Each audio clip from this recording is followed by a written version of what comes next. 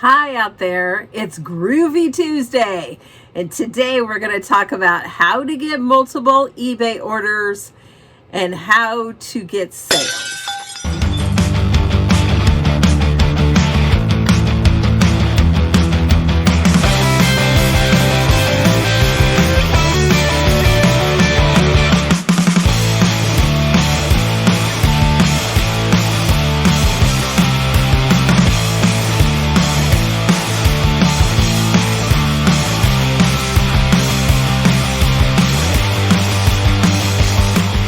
Hello everyone, how are you guys doing? I just threw on these glasses this morning. No, I don't need glasses to see, fortunately. I do need prescription glasses when I drive. I guess that would make me nearsighted because I don't see very well far away. So I do have corrective lenses for when I drive, and it is on my driver's license that I have to use them. Plus, I can drive without them, but I can't see like signs and things far away very well. So I always wear them. But I'm very fortunate that as far as farsightedness, I do very well. Now, I can read without wearing glasses, but I have bought glasses at Dollar Tree or Amazon just so that if it has a small print, I could see it better. So fortunately, I don't need glasses for reading right now. It's just if they have small print, I prefer them. I did buy a pair of glasses yesterday at Dollar Tree. They have all different kinds of strengths, and it turns out I'm only a 1. I was looking at the 3s and 2.5s, and I was so freaking blurry. So that's how good my farsightedness is. I only need a 1. I guess that's the strength. So anyway, you see Spart over there taking a nap. That's kind of why I set it up the way I did, so you guys could see my lovely cat. Maybe I'll show you the other one over here in a minute. I don't want to mess with my camera angle right now.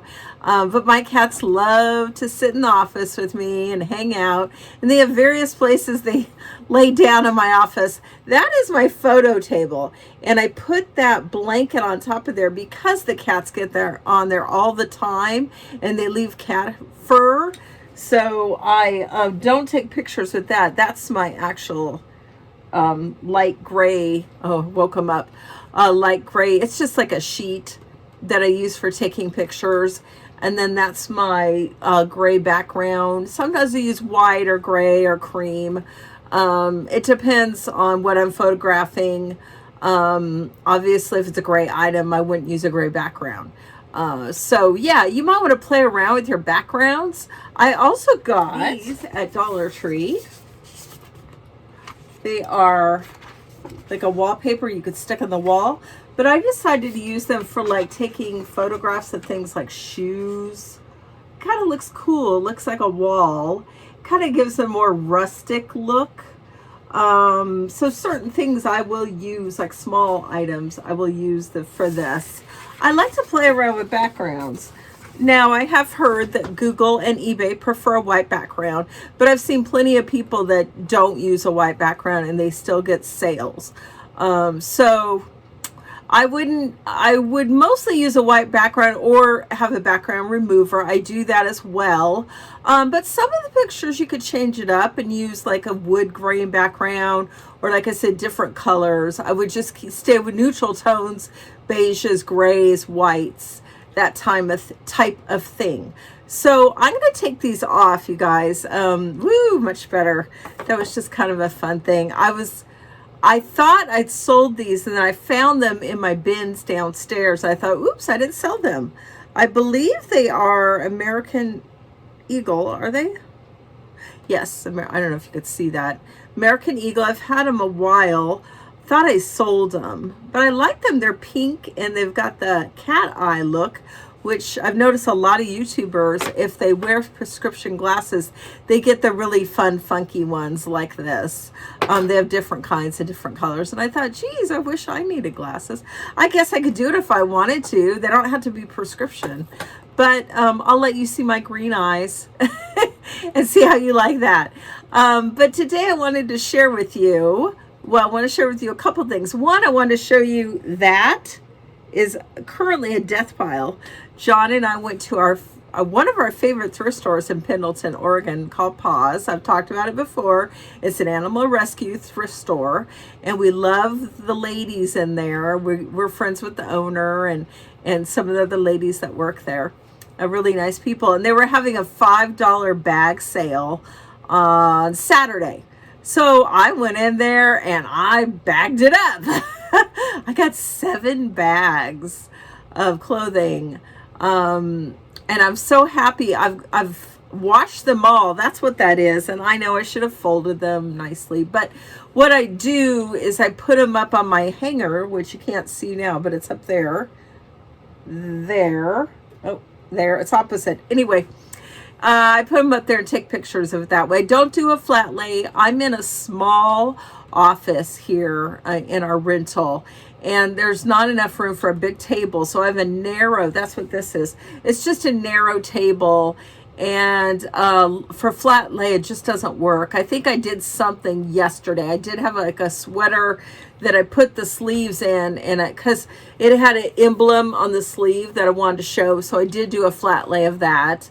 But I don't really have the table for that right now. When I was in Buell, I had a big table and I did a lot of flat lay.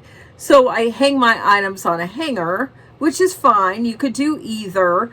The bad thing about it is it's hard to extend the sleeves out to see what it's going to look like. So what I do, you guys, this is a trick. I just thought of it myself. I take masking tape. Probably didn't do a very big piece. And I just roll it up and I tape it to that blanket background. And the reason why I got a blanket is because it does grip the clothing better than like a sheet. And eventually I think I'll get a rug. That's just what I had. So I put this up there, and then I put the sleeves, I extend the sleeves out. Like, let me show you. You know, like instead of the sleeves being, well, this is a hoodie, but instead of the sleeves being, you know, just by, they're extended out. So at least you get an idea what the sleeve looks like. And I do that on both sides. So that's my little trick to extending the sleeves out for pictures, so you can at least see what it looks like. You know, that's what I came up with. I've also used clips. I have a plastic clip behind there where I've clipped the sleeve behind like this blanket here. But, you know, it doesn't look as good. It does kind of look like there's a pinch on the sleeve. This is a better trick because you don't see it, but the sleeve is extended out. And I'll put a picture up on the screen so you guys can see what I'm talking about. See my I digress. That is, I'm working on that. And one of the great things I found at that thrift store was a cashmere sweater. I think I've only found 1 or 2 others in my thrifting journey.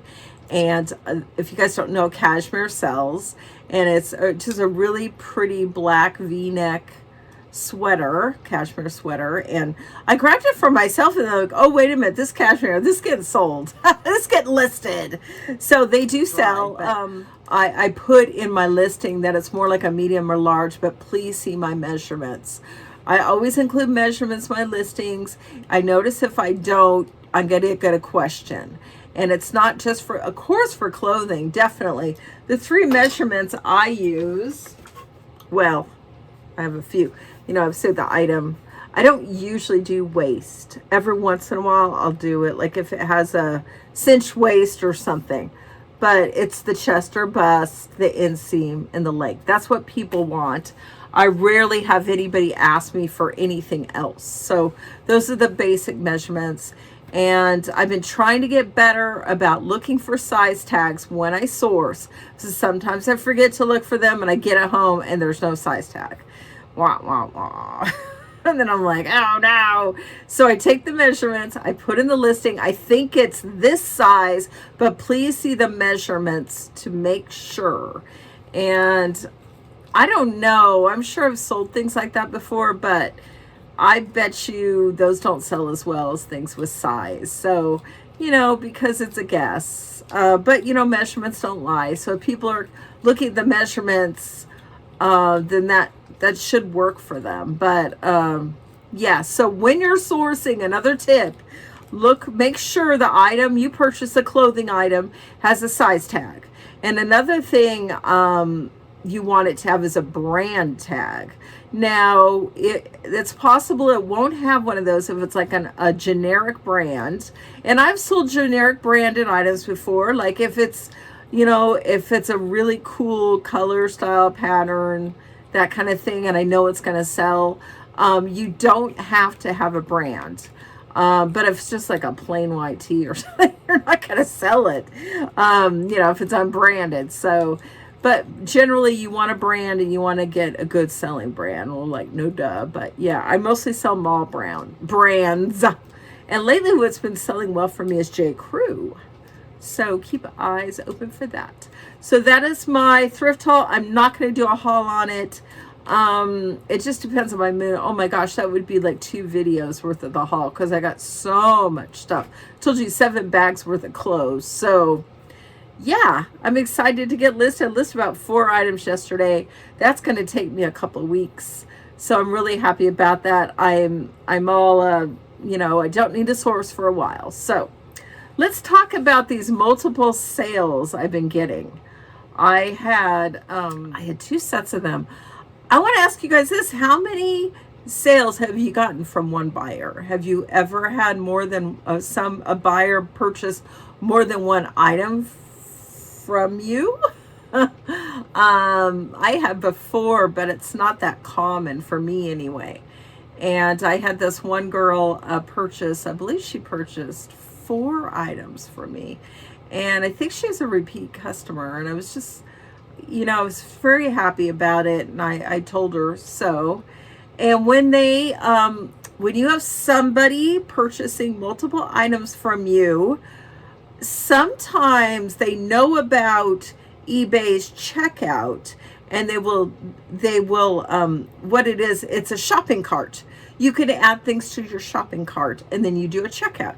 And then eBay shows you your buyer purchased these items from you, and you just say print, and eBay's already combined the shipping for you.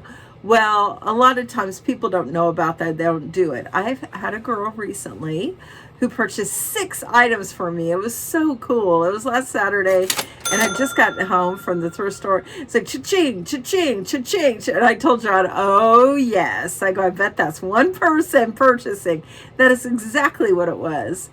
And so she did not do the shopping cart. She purchased them all separately. So what you do is you go into your shipping and you click on the top. You highlight all the items. You put a checkbox in all those items, and there's a button that says combine shipping. You click on that and eBay will combine it for you. And it's just as if they went through the shopping cart.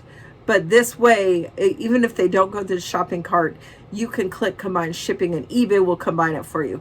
This girl said, please refund me the overage of shipping. And I said, of course I would. And I refunded her $25 because she had paid individually for these items. And when you combine shipping, it's cheaper. So what I did is, thank God nothing was breakable. She purchased some shoes and some tops, and I'll have to look. And what I did is I put the shoes in a separate poly bag, and then I put the clothes in a separate poly bag, and then, I separate everything out. Then I double poly bagged in a bigger poly bag. And I made sure it was very secure, and I wrapped it as nicely as I could, because this was, I generated a lot of sales from her and a lot of income. So I wanted to make sure she got it there with no issues, and she knew that I wrapped everything up with care.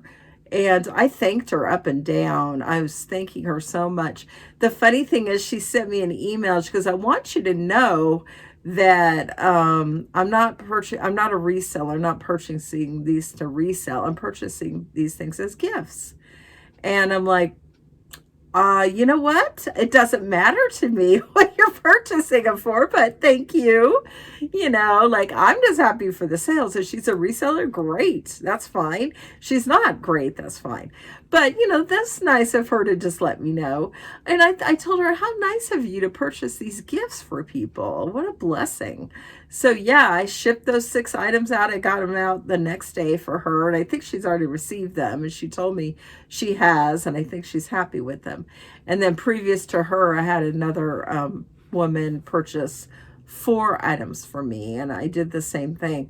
And, the key is to be very thankful. Make sure they know that you so appreciate them and their sales. Oh, and the thing I've been doing, I was going to include like a little gift in their packages, but I'm like, I don't really have anything. I need to purchase like little stuffed animals or something I could just throw in people's packages as, thank you. But what I did for her is I included a 35% off coupon in her package. So, maybe she'll use that. And I also told her that on my second store, I told you guys this before, under the umbrella seller, and you go just type it under the ebayreseller.com. It is an eBay store. I have 45% off on all my items. I'm down to like 116 items. And I also have an additional 10% coupon that you could use. I think it's all good or something. But if you click on a listing, it'll tell you what the coupon is. So you guys could get 55% off of any of my items in that store. Yeah, I am really paring things down, and I've been ending some things on my own and relisting them on Kraus House, Sift, and Thrift because I'm not getting rid of that store. I'm keeping that. So be so appreciative if you guys go check out under the umbrella seller, SELLA. See if there's anything you want in there for dirt cheap. That would really help me out. And I thank you if you do that in advance. But the key to getting multiple sales is because I think both these people were repeat customers. So that means they really enjoyed their buying experience from me. It was a good experience. So they felt confident to purchase from me again. And that's very important, just to be the seller that your buyers love, that you give them the best experience, that you are always very professional and kind and respectful in your dealings with them when you message them. You're very appreciative of the sales, and that when you're packaging up their items, you're packaging them up with care. You're if it's breakable, you're making sure that's not going to break.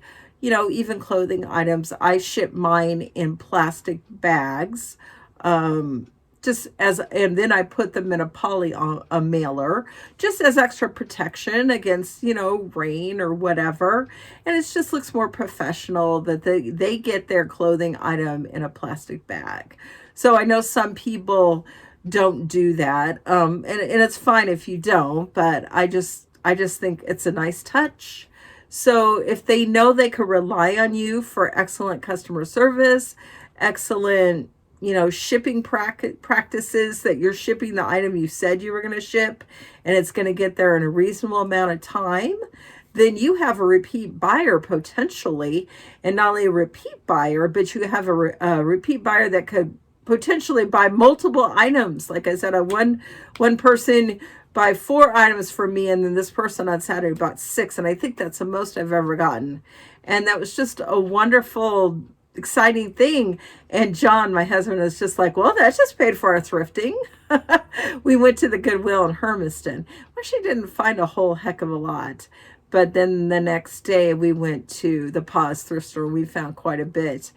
Fortunately, I knew that they were going to have. We went to Goodwill on Friday, went to Paws on Saturday. I knew that they were going to have that clothing sale. So we went back and, filled up the bags. And it was fun. It was really fun. And I found a lot of really good brands. Bought a couple things for me, didn't really fit, but one of them did. But it was mostly for my business. You guys, you should be scouting out those bag sales. If you have, Goodwill doesn't do them, but if you have local thrift stores, you should sign up for the Facebook group so you could be notified. Or when you go in and talk to them, ask them, do you ever have like a $5 bag sale or $6, whatever it is? Fill up a bag sale. I know there's another local thrift store near me that does it like once a month. And I've only been in there once, like in September. I haven't been back. They're really small thrift store and they're connected with a food bank. But I keep telling John, we got to go there. And sometimes I source on my own. Sometimes I source with my husband. It's really fun to go with my husband, John. And sometimes he buys things that I wouldn't buy, that could be good or bad. And I kind of chastise him. Why did you buy that? That's how I sell. And then I eat my words because it sells. Not always. But him and I have both been trying to get better at when we're looking at sold listings. You don't just look at, like if you're in a thrift store and you're sourcing and you're researching, you're on your phone, your eBay app, and you're looking at the sold listings. Don't just look at the sold listings. You got to really look at them. Make sure the items that sold weren't free shipping, because I don't do free shipping. Now, if you do free shipping, that's great. And make sure that they're not just brand new, because sometimes you buy something, you think, oh, these are great comps. And I come home and I'm like, oops, they were all new. The high comps were new. And I've seen some where no pre-owned sold at all. It's just new. And I'm like, oh gosh, and I have a pre-owned item. But usually it's the new sells higher than the pre-owned, which not always, but yeah, of course, that's the rule most of the time. Well, why wouldn't you have new? You would want new over pre-owned. So you got to be really careful when you're looking at those comps to see if they're free shipping or if that seller charge shipping to the buyer, and if they're new or pre-owned. Now, if some are free shipping and some are not free shipping, they're paid shipping, and some are new and some are pre-owned, that's ideal. That's what you want. So you want to get a good idea what these items are going to sell for that you purchased. So those are my tips for today, you guys. I shared a little bit about my multiple sales. It can happen to you too. Just be a really professional and kind seller, and just don't give up. Keep listing every day, just being the best reseller you can be, and it'll happen to you. If it happened to me, it'll happen to you. So just be patient, and if not, if you don't get multiples, the goal is to get sales, period. And my sales have been through the roof. It's been so easy to get sales lately. I don't know what it is. I mean, it probably has a lot to do with me being consistent. I'm consistent every day, whether it's 1 listing or 10 listings. I get listings up every day. Now, occasionally there'll be one day I just don't feel like listing, or I'm busy, we're out on errands, and it doesn't happen, or if I'm sick or something. But most of the time I'm consistent. I'm in my office and I am listing, and I'm getting those things listed. So, hey, Sparta, hey, buddy. So that's the most important thing. I've talked about this before. Be consistent. List what people want, whether it's from your home, thrift stores, estate sales, flea markets, auctions, antique stores. I mean, the list is endless. And if you want to be like me and watch YouTube reseller videos, I learn a lot from those. That's what I watch when I am listing. So wanted to share with you guys my experience. I really hope you can get some multiple sales soon, or at least get sales. So I hope this helped inspire you. If you guys like this content, please give me a thumbs up. If you're not subscribed, please subscribe. I love and I appreciate my subscribers. I so appreciate your support. If you want to give me a comment, I'm always replying to my comments. Very appreciative of my subscribers and my viewers. So hope you guys are having an awesome day. I will see you next time. See you later. Bye. Take care. Happy sales. Bye.